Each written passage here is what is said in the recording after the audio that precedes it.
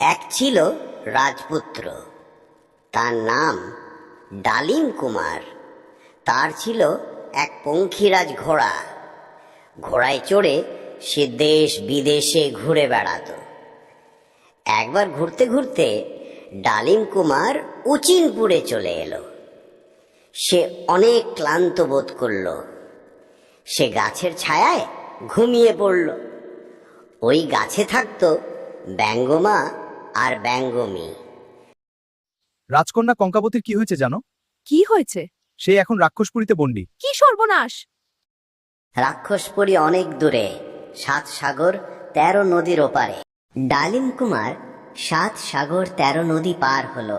তারপর রাক্ষসপুরীতে পৌঁছালো। কঙ্কাবতীকে বাঁচাতে হবে। তখন রাজকন্যা কঙ্কাবতী সোনার পালঙ্কে ঘুমিয়ে আছে। কিছুতেই তার ঘুম ভাঙে না। ওঠো কঙ্কাবতী, ওঠো কঙ্কাবতী।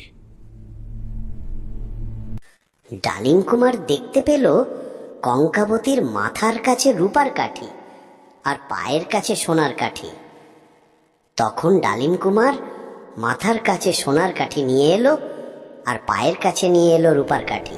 কি সর্বনাশ! এখনই তো রাক্ষস চলে আসবে। How Moko humans I smell now. এভাবে রাক্ষস মারা যাবে না। রাক্ষসের প্রাণ আছে একটা টিনের কৌটার ভেতরে। ডালিম কুমার জানে না সেই কৌটা কোথায়। কঙ্কাবতীর ছিল অনেক সাহস। দূর হতো দানব। তুমি পারবে না। তোমার তরবারি আমার কাছে দাও। সে তখন পালঙ্কের নিচ থেকে একটা কৌটো বের করল। কৌটা খুলতেই বেরিয়ে এলো একটা ভ্রমর।